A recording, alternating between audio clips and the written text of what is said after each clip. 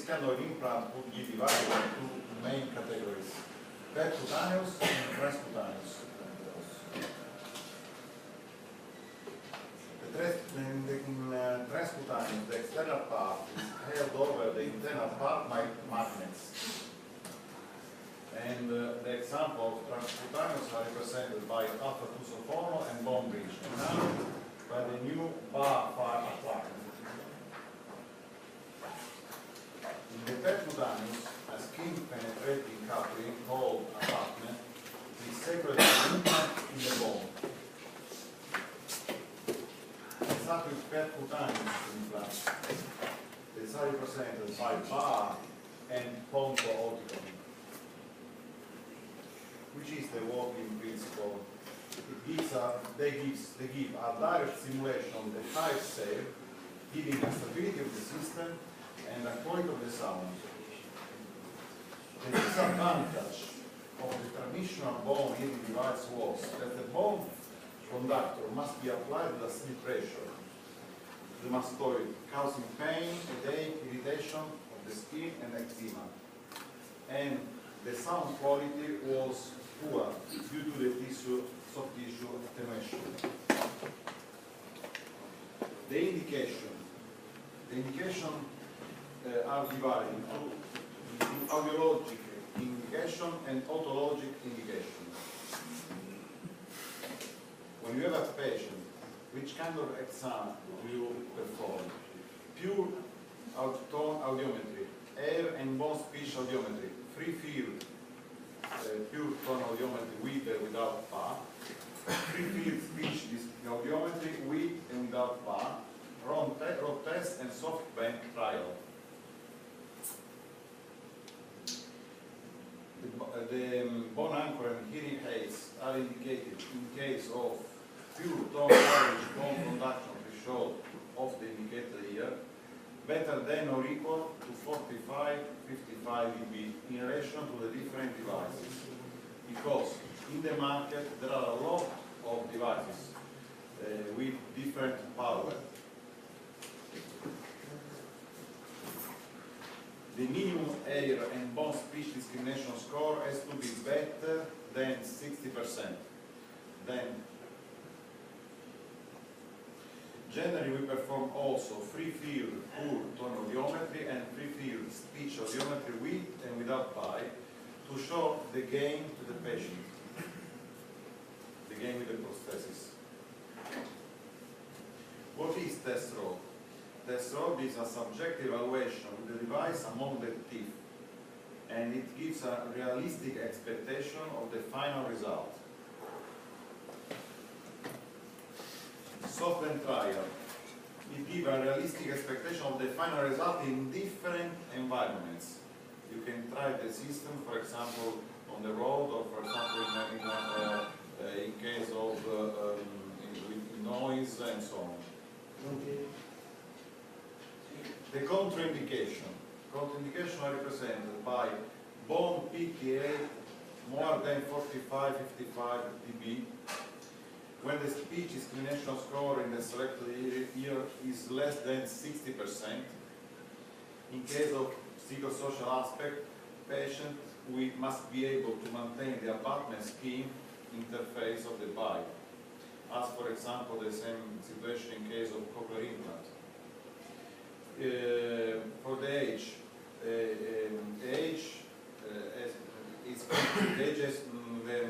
FDA say that the minimum age is 5 years old, and the minimum thickness of the bone has to be 2.5 millimeter.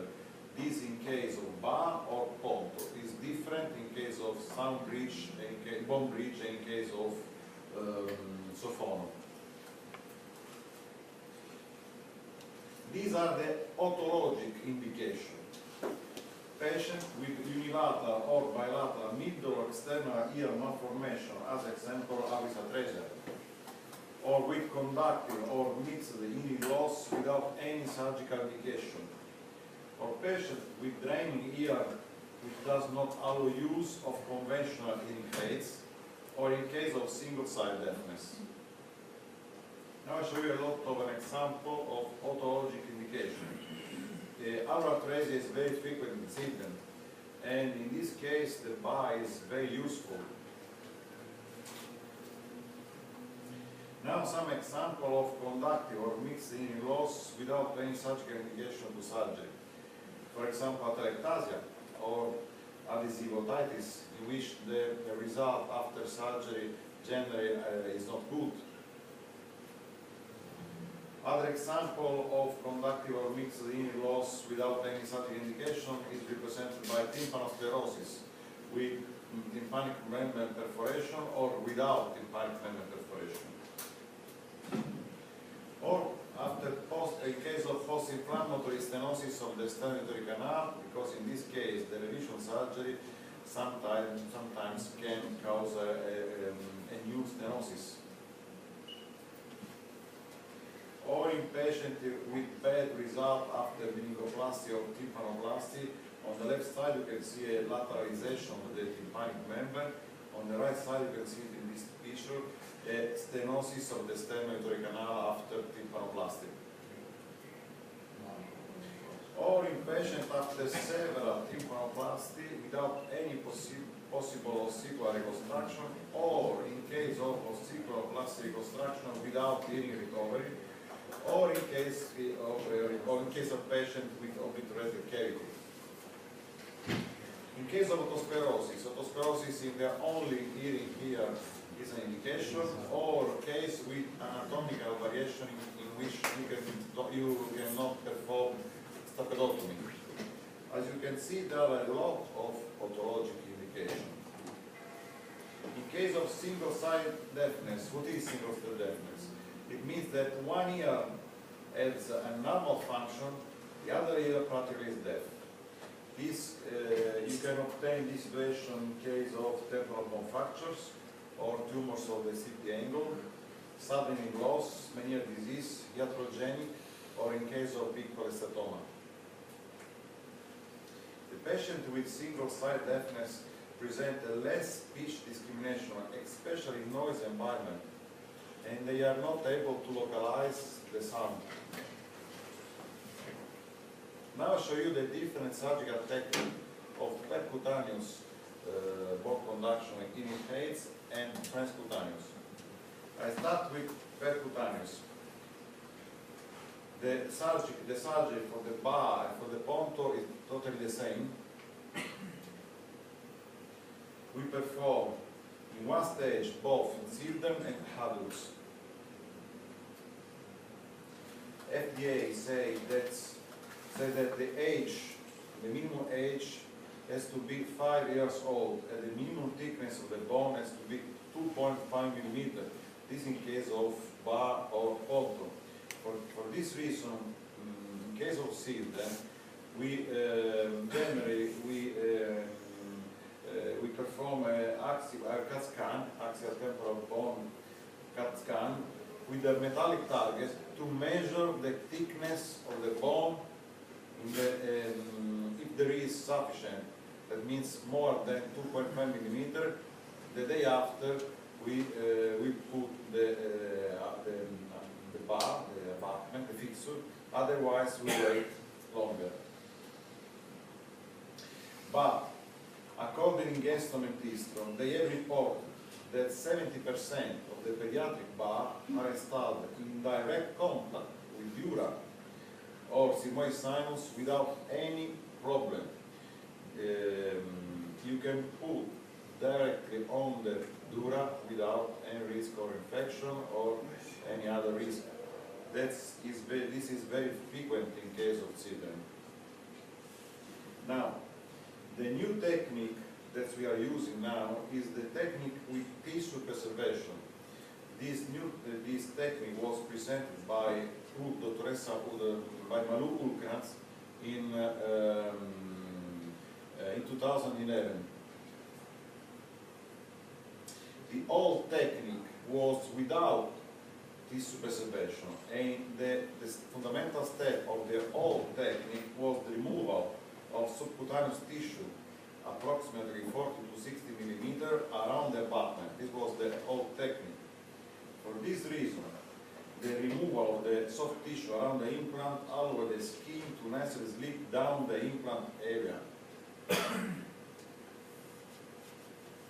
There is any difference in relation to the size of the implant between the old and the new technique. The implant's the preferred location is generally 50-55 mm from the ear canal, and the zygomatic line is an anatomical landmark. But you have to remember that the most important thing is that the sound processor must not touch the auricle. Then, the fundamental step of the new technique with tissue preservation is the skin thickness measurement. You will use a needle and a clamp before the injection, because the injection swells up the tissue, distorting the measurement, and do not compress the skin with the clamp. Then you can choose the abutment length based on the skin thickness. You must add 2-3 mm to the skin thickness that represent the portion of the abutment over and above the skin level. There are 3 and now 4 abutment length, 6 mm, 9 mm, 12 mm and 14 mm. Then you perform the anesthesia, local anesthesia in case of adults, general anesthesia in children. And then you start the surgery with a blade number 22, make a straight incision down to the periosteum. We perform a 2 cm linear incision. Then open up the incision using a self-retaining retractor and dissect the last fiber of muscle from the periosteum.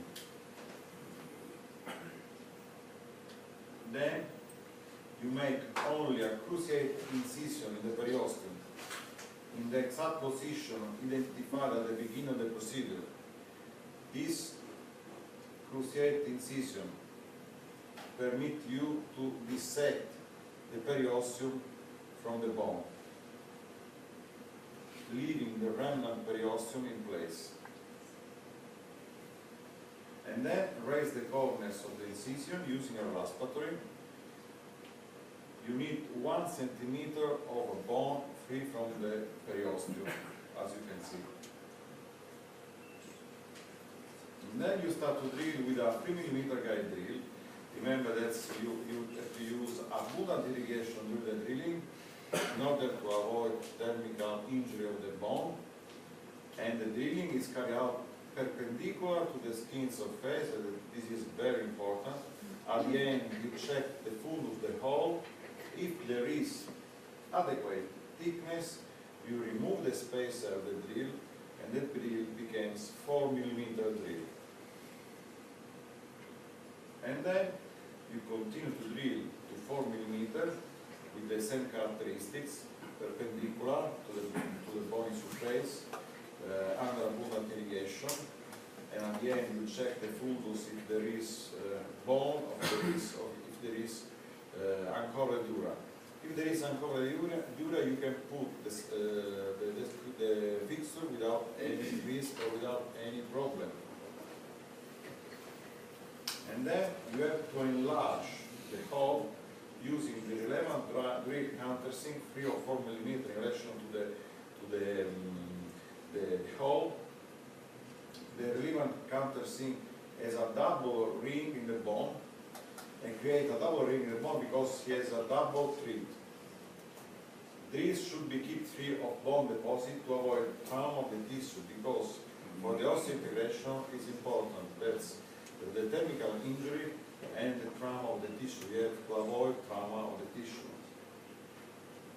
Then pick up the implant using a specific abutment inserter. Remember, do not touch with the finger the fixture. Otherwise, you can lose the osseointegration, the capacity of osseointegration. And then you put the fixture in contact of the bone, and you start with irrigation with a small amount of pressure, low speed setting. There is a drill for this When the first treats are seated in long, start the irrigation and it stops automatically when the flange of the implant reaches the body surface. And with the movement of your hand, you can remove the abutment inserted. Then, remove 2 small pieces of skin and subcutaneous tissue around the abutment.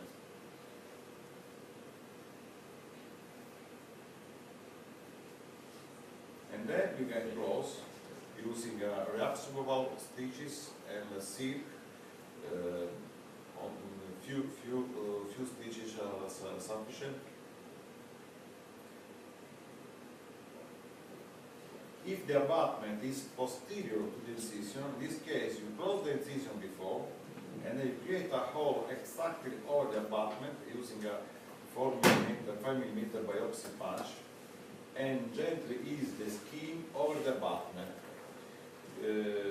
We prefer, at this time, we prefer the incision along the line, we prefer to put the abutment along the line of the incision, not posterior. And then place the in-cup and dressing, such as, for example, foam or non-adherent wound contact lawyer, over the abutment for 1 week. We remove this after 1 week, and you will remove the suture after 1 week. This is an example of result. Which are the advantages of this new technique? The new technique is less invasive surgery. It is very fast. And it gives a better appearance of the skin around the abutment without hair loss. The whole technique had hair loss around the abutment. And it permits a rapid wound healing of the tissue. This is an example of the whole technique. In the whole technique, the risk was the necrosis of the flap, but the skin abutment interface was very good because you had only 1 mm of skin on the bone around the abutment. With the new technique, without skin thinning, with tissue preservation, the problem could be the interface between the skin and the abutment, because in this area you could have pocket retraction, and this pocket retraction could cause infection. And then